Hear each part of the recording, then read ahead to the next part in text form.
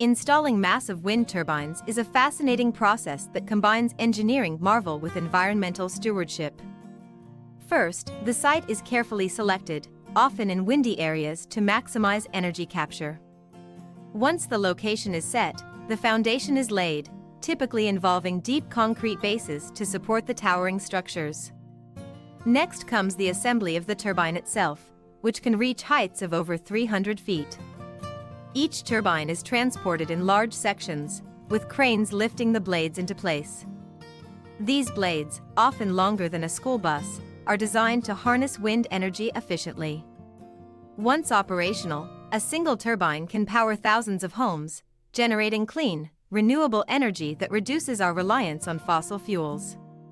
The entire process not only showcases cutting-edge technology but also highlights our commitment to a sustainable future.